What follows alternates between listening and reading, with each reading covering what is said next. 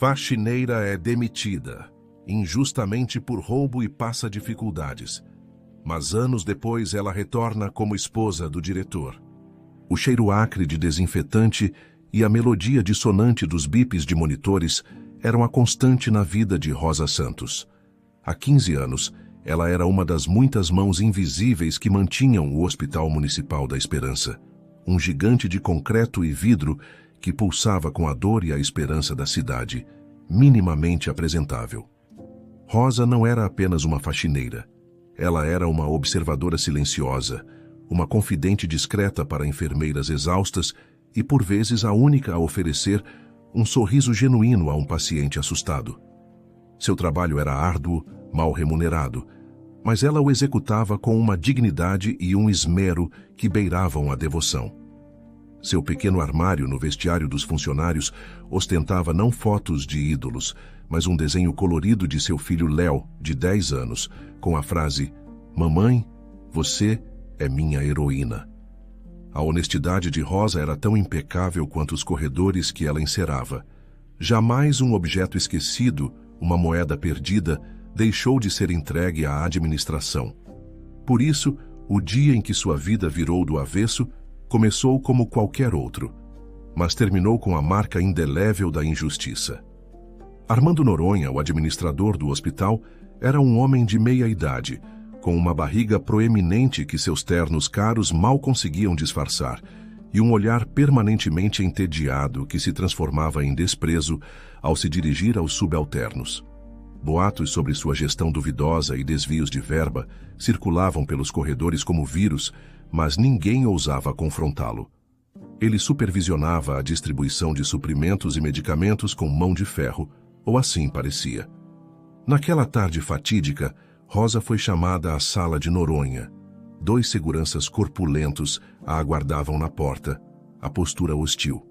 O próprio Noronha estava recostado em sua cadeira de couro, um sorriso cínico nos lábios. Sobre a mesa, algumas caixas de um medicamento caro, usado no tratamento de câncer. "Rosa Santos, não é?" começou ele, a voz untuosa. 15 anos de casa. Uma pena que tenha decidido manchar sua reputação dessa forma. Rosa sentiu um arrepio. "Desculpe, seu Noronha, não estou entendendo." "Ah, não está entendendo?" Ele pegou uma das caixas. "Estes medicamentos valiosos sumiram do nosso estoque da farmácia central. E veja só que coincidência. Encontramos parte deles em seu armário pessoal durante uma inspeção de rotina." O mundo de Rosa desabou. "No meu armário? Isso é impossível. Eu jamais faria uma coisa dessas. Alguém deve ter colocado lá." O sorriso de Noronha se alargou. "É o que todos os ladrões dizem, minha cara. A evidência é clara. Temos testemunhas da farmácia que notaram sua movimentação suspeita." "Testemunhas?" Rosa pensou, atordoada. O farmacêutico-chefe, Sérgio, um homem escorregadio que sempre a tratara com superioridade, e a enfermeira Dora, do setor de oncologia, conhecida por sua arrogância, vieram à mente. Ambos eram próximos de Noronha. "Isso é um engano, um terrível engano", suplicou Rosa, as lágrimas começando a brotar. "Pelo amor de Deus, seu Noronha, eu tenho um filho para criar. Eu preciso deste emprego. Minha vida inteira trabalhei honestamente." "Sentimos muito, mas o Hospital da Esperança não pode tolerar roubos, especialmente de medicamentos vitais para nossos pacientes. A senhora está demitida por justa causa, obviamente, e considere-se com sorte por não chamarmos a polícia imediatamente. Apenas suma daqui e não ponha mais os pés neste hospital. Seguranças, acompanhem a ex-funcionária até a saída. E certifiquem-se de que ela leve apenas seus pertences pessoais. Os que não são do hospital, claro." A humilhação foi pública e brutal. Escoltada pelos seguranças como uma criminosa, sob os olhares curiosos e acusadores de colegas e pacientes, Rosa recolheu seus poucos pertences do armário, onde, para seu horror, realmente havia uma pequena caixa do medicamento, certamente plantada. Viu o desenho de Léo e o soluço escapou. Seu crachá foi cortado ao meio, na frente de todos. O mundo parecia ter se tornado um pesadelo surreal. Dona Marta, uma enfermeira mais velha e bondosa que sempre apreciara Rosa, Observou a cena com tristeza e descrença nos olhos, mas nada pôde fazer contra a autoridade de Noronha. Os meses que se seguiram foram os mais sombrios da vida de Rosa. A acusação de roubo, mesmo sem um processo formal, manchou sua reputação. Ninguém queria contratar uma faxineira ladra. As economias minguaram. O aluguel do pequeno apartamento atrasou. Léo, com a intuição das crianças, percebia a angústia da mãe, embora Rosa tentasse protegê-lo. "Mamãe, por que você está triste? A gente vai ficar bem, né?" ele perguntava, abraçando-a com seus bracinhos finos. "Claro que vamos, meu amor", respondia Rosa, engolindo as lágrimas e forçando um sorriso. "Mamãe só está um pouco cansada." Ela fez bicos de limpeza em casas particulares quando conseguia, mas era pouco e incerto. Vendeu alguns móveis, depois suas poucas joias de valor sentimental. A desesperança era uma sombra constante, e a raiva pela injustiça queimava em seu peito, junto com a certeza de que Noronha e seus comparsas continuavam suas atividades ilícitas no hospital, impunes, enquanto ela pagava o preço. Numa tarde cinzenta, enquanto esperava numa longa fila para uma entrevista de emprego para limpar um pequeno café no centro, um local barulhento e com poucas perspectivas, o destino começou a tecer um novo fio em sua vida. A chuva fina que caía molhava seus ombros, e ela se encolheu, tentando proteger a pasta com seus documentos. Um carro elegante parou de repente, e um homem com um guarda-chuva desceu apressado, quase esbarrando nela e derrubando sua pasta.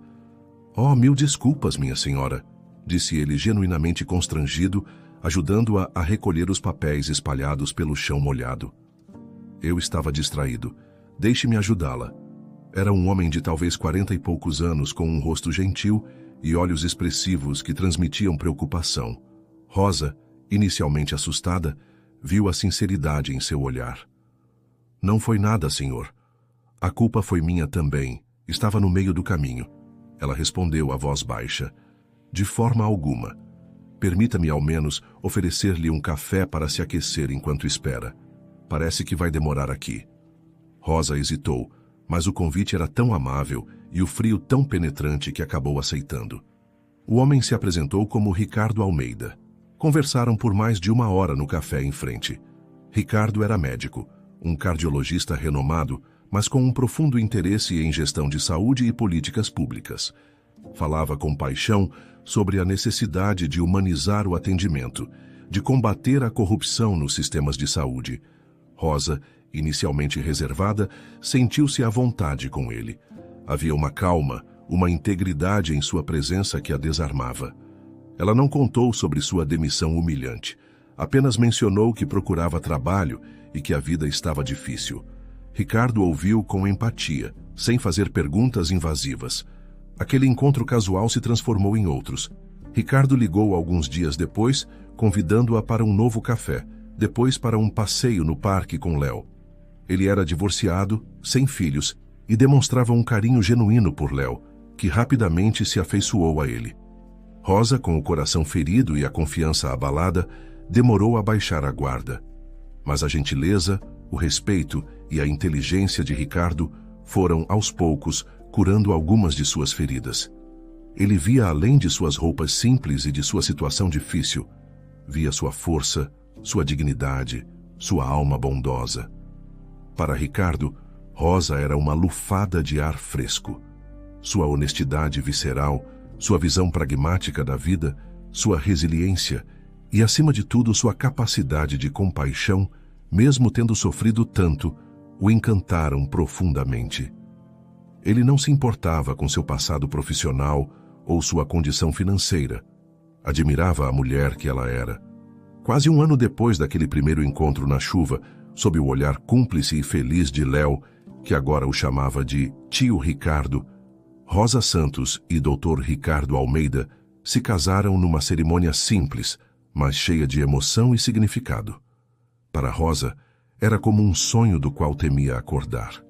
A vida, que lhe tirara tanto, parecia finalmente estar lhe oferecendo uma segunda chance.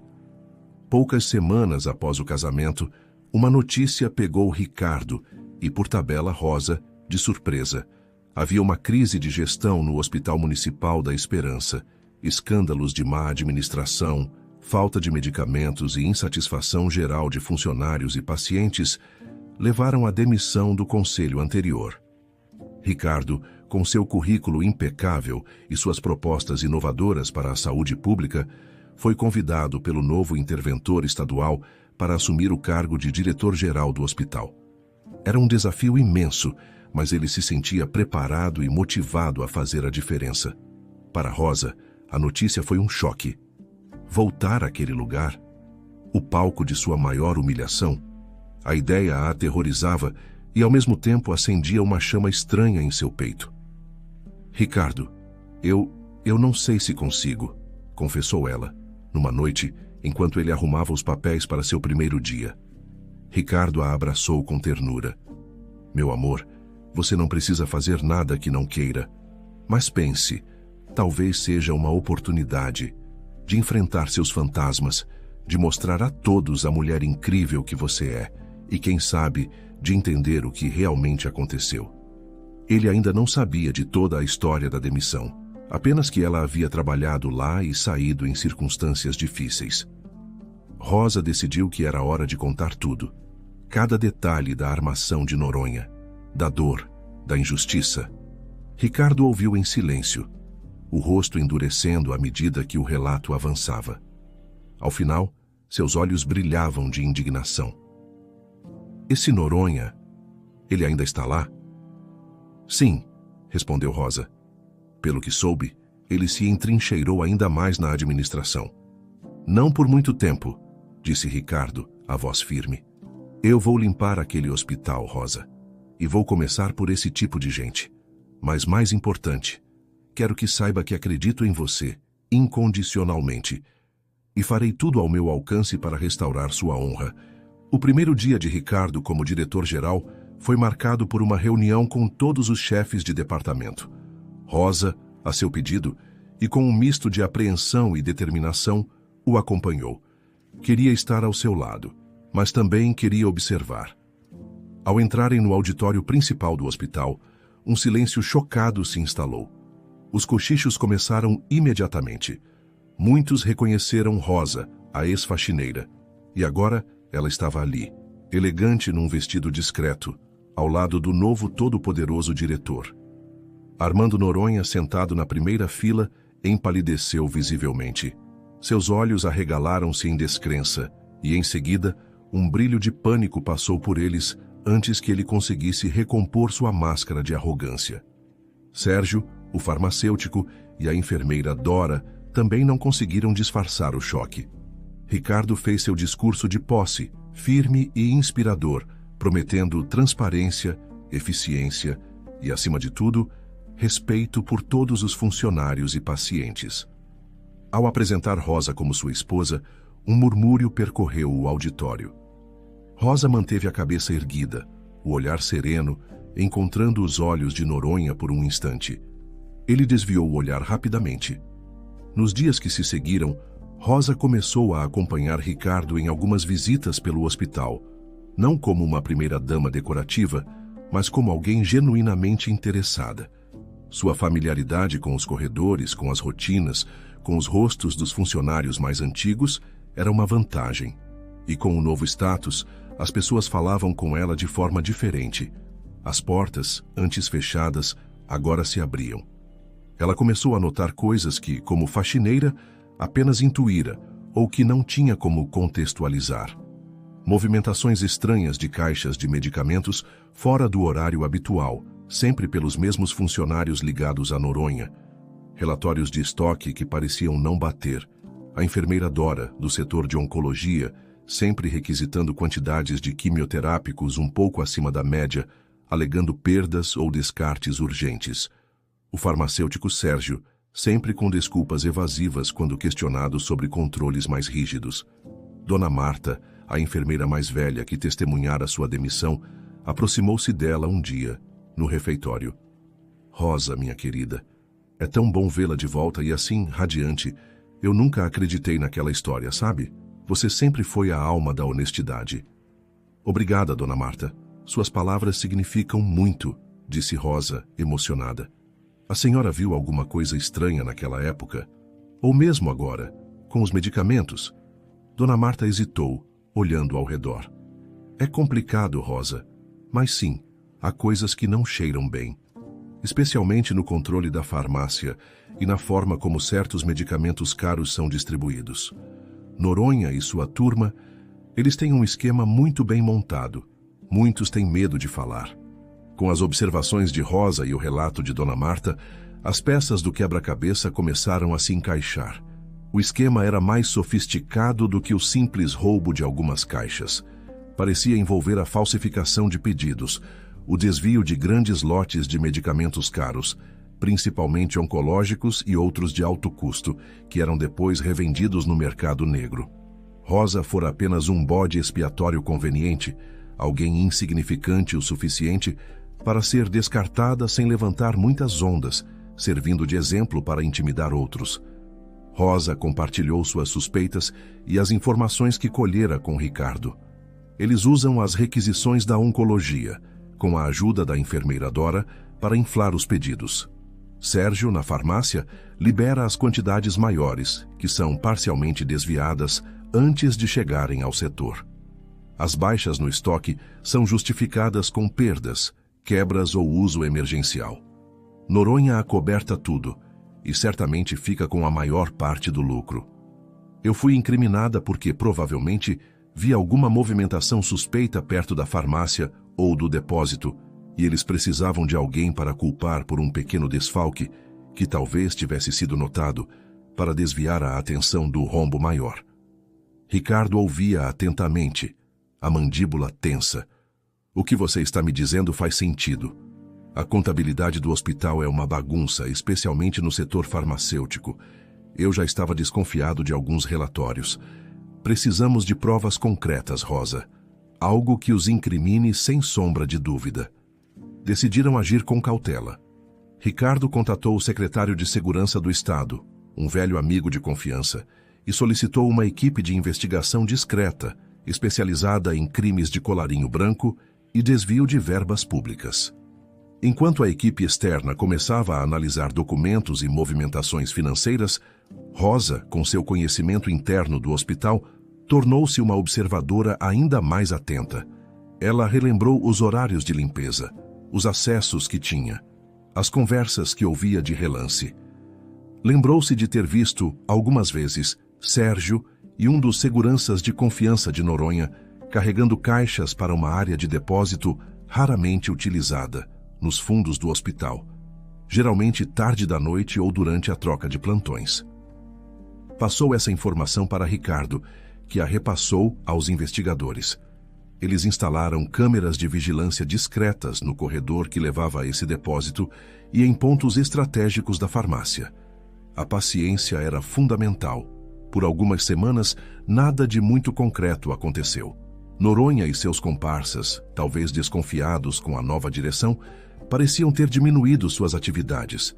Mas a ganância, como sempre, falou mais alto. Numa noite de sexta-feira, quando o movimento no hospital começava a diminuir, as câmeras captaram a movimentação esperada. Sérgio, o farmacêutico, acompanhado por 2 auxiliares e um segurança cúmplice, começou a separar uma grande quantidade de caixas de um lote recém-chegado de imunoglobulina, um medicamento de altíssimo custo. Parte foi encaminhada corretamente para a refrigeração da farmácia central. Outra parte, considerável, foi colocada em caixas não identificadas e levada para o depósito dos fundos. Pouco depois, as câmeras mostraram Armando Noronha chegando ao depósito numa van sem identificação, estacionada nos fundos, uma área com pouca iluminação e sem vigilância ostensiva. Ele e o segurança começaram a carregar as caixas para dentro da van. Era a prova que precisavam. Os investigadores, que monitoravam tudo em tempo real de uma sala discreta no próprio hospital, com Ricardo e Rosa acompanhando apreensivos, deram o sinal para a Polícia Civil, que já estava de prontidão nas imediações. O flagrante foi espetacular. Noronha foi pego com as mãos na massa, ou melhor, nas caixas de medicamentos roubados. Sérgio e os outros cúmplices, incluindo a enfermeira Dora, que assinara as requisições falsas, foram detidos em seguida, em seus postos de trabalho ou em casa. O castelo de cartas da corrupção desabara com estrondo. A notícia se espalhou pelo hospital e pela cidade como um rastilho de pólvora. A prisão do administrador Noronha e de seus comparsas estampou as manchetes. E junto com ela, a história de Rosa Santos, a ex-faxineira injustiçada, agora a esposa do diretor, que fora fundamental para desbaratar a quadrilha. A honra de Rosa foi restaurada publicamente. O hospital emitiu um pedido formal de desculpas. Muitos dos que antes a olhavam com desconfiança, agora a viam com admiração e respeito. Noronha, atrás das grades, aguardando um julgamento que prometia ser longo, tornou-se o símbolo da corrupção que Ricardo viera combater. Mas Rosa não queria apenas a reparação de sua imagem. Ela queria fazer mais. Com o apoio de Ricardo, iniciou um projeto de humanização no Hospital da Esperança.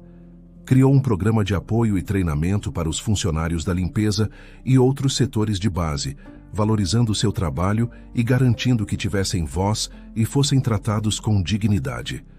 Lutou por melhores condições de trabalho e por canais de denúncia seguros contra assédio e irregularidades. Também se envolveu em projetos de apoio a pacientes carentes e suas famílias, usando sua experiência e empatia para fazer a diferença. Ela não precisava mais limpar os corredores, mas fazia questão de percorrê-los todos os dias, conversando com funcionários, ouvindo pacientes, garantindo que a esperança no nome do hospital não fosse apenas uma palavra vazia. Léo, agora um pré-adolescente orgulhoso, via a mãe não apenas como sua heroína pessoal, mas como uma heroína para muitos. Numa tarde ensolarada, meses depois da prisão de Noronha, Rosa estava no jardim interno do hospital, inaugurando um pequeno playground para os filhos de pacientes e funcionários, um projeto que ela idealizara. Ricardo estava ao seu lado, o olhar cheio de amor e admiração. Dona Marta aproximou-se, os olhos brilhando. Você conseguiu, Rosa. Você limpou este hospital da sujeira mais difícil de tirar, a da desonestidade. Rosa sorriu, um sorriso genuíno e sereno, o mesmo que oferecera a tantos nos corredores durante anos. Todos nós conseguimos, Dona Marta, juntos. Às vezes, a vida nos derruba de forma muito dura, mas sempre nos dá a chance de levantar e varrer a poeira da injustiça. E com um pouco de sorte e muita coragem, construir algo bom no lugar. O Hospital da Esperança, sob a nova direção de Ricardo e com a inspiração silenciosa, mas poderosa, de Rosa, começava a trilhar um novo caminho, mais limpo, mais justo, mais humano. A faxineira demitida por roubo não apenas voltara para revelar o verdadeiro ladrão, mas também para ajudar a curar as feridas de uma instituição e, no processo, as suas próprias. E essa, ela sabia, era a limpeza mais gratificante de todas.